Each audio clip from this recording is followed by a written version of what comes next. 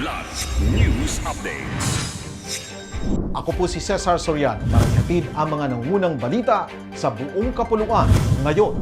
4 na miyembro ng Tau Gamma Phi ang sumuko sa pulisya kaugnay ng umano'y hazing na ikinasawi ng 19 na taong gulang na maritime student na si Mark Kenneth Alcedo sa Cavite.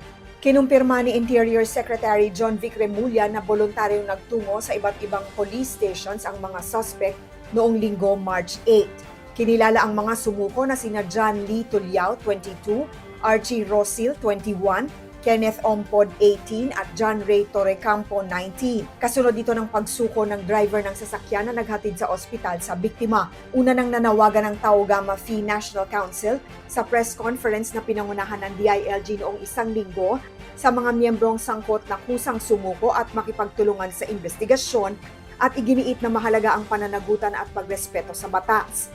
Gayon din ang pagkondena ng fraternity sa insidente at nagpahayag ng pakikiramay sa pamilya ng biktima. Batay sa investigasyon, sumailalim umano si Alcedo at 2 pang neophytes sa initiation rites sa Dasmariñas City noong March 1. Dinala pa siya sa ospital ngunit idineklarang patay dahil sa blunt force trauma ayon sa otoridad.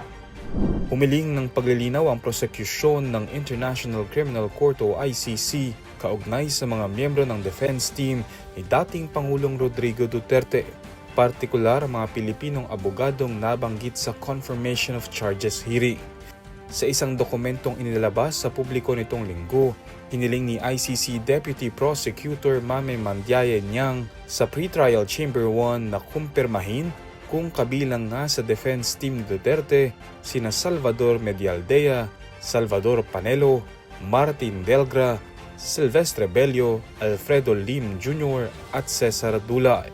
Ayon sa prosecution, nabanggit ang mga pangalan ng 6 na abogado habang ipinapakilala ang defense team sa pagdini kahit na nauna nang sinabi ng kampo ni Duterte na hindi sila bahagi ng depensa.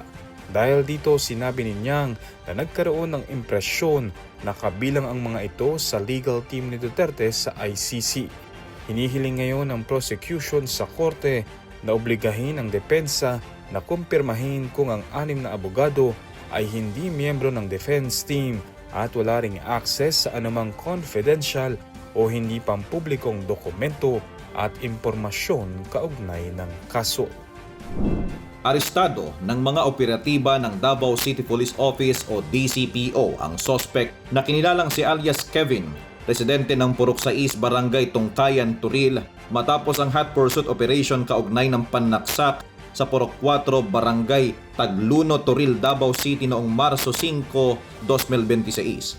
Personal na pinangasiwaan ni Acting City Director Manan C. Maurip ang operasyon ng Police Station 8 sa pamuno ni Cheryl Y. Bautista at naaresto ang sospek sa kanyang tahanan.